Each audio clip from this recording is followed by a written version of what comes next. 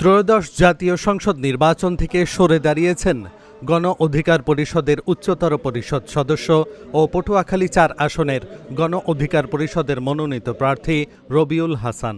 রবিবার বিকেল ৩টায় কলাপাড়া প্রেস ক্লাবে সংবাদ সম্মেলনের মাধ্যমে বিএনপির মনোনীত প্রার্থী এবিএম মোশাররফ হোসেনকে পূর্ণ সমর্থন জানিয়ে তিনি নির্বাচন থেকে সরে দাঁড়ান। এ সময় বিএনপি মনোনীত প্রার্থী এবিএম মোশাররফ হোসেন সহ গণ অধিকার পরিষদ ও বিএনপি অঙ্গ সংগঠনের নেতাকর্মীরা উপস্থিত ছিলেন। একই সময় এবিএম মোশাররফ হোসেনকে ৫০০ নেতাকর্মী নিয়ে পূর্ণ সমর্থন জানান ইসলামী আন্দোলন থেকে বহিষ্কৃত পটুয়াখালী জেলা ইসলামী আন্দোলনের সাবেক সভাপতি মুফতি হাবিবুর রহমান। পটুয়াখালী ৪ আসনে এক অন্যান্য রাজনৈতিক সমঝোতা ও ঐক্যের সৃষ্টি হয়েছে।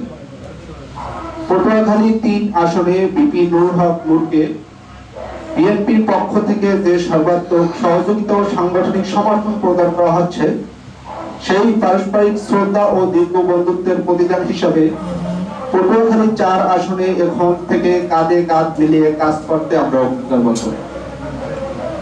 আজ এই যৌথ সংবাদ সম্মেলনের মাধ্যমে আনুষ্ঠানিকভাবে জানানো যাচ্ছে যে পটুয়াখালী ৪ আসনের সামগ্রিক উন্নয়ন ও রাজনৈতিক স্থিতিশীলতা নিশ্চিত করতে গণ অধিকার পরিষদের মনোনীত প্রার্থী জনাব মোহাম্মদ রবিউল হাসান ধানের শীষের প্রার্থী এবিএম মোশাররফ হোসেনের প্রতি পূর্ণ সমর্থন ব্যক্ত করেছেন। নির্বাচনী বিধি অনুযায়ী ব্যালট পেপারের নিজস্ব প্রতীক থাকলেও মোহাম্মদ রবিউল হাসান পটুয়াখালী ৪ আসনের মানুষের আশা আকাঙ্ক্ষার প্রতিফলন ঘটাতে এবং একটি শক্তিশালী জনপ্রতিনিধিত্ব নিশ্চিত করতে ধানের শীষের বিজয় ত্বরান্বিত করার ঘোষণা দিয়েছেন।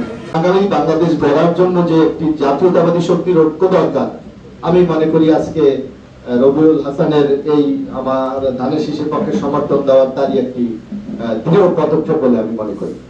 কারণ বাংলাদেশ এগিয়ে যাচ্ছে, এগিয়ে যাওয়ার জন্য আগামী দিনে একটা স্থিতিশীল স্টেবল একটা গভর্নমেন্ট বাংলাদেশে দরকার, এবং যে দলটি ক্ষমতায় যাবে সেই দলটি যদি সামগ্রিকভাবে যদি জনসমর্থন নিয়ে ক্ষমতাটা যেতে পারে, তাহলে সে তার সিদ্ধান্তগুলি নেওয়ার ক্ষেত্রে একটি খুব পরিপক্ক ভূমিকা পালন করতে পারবে।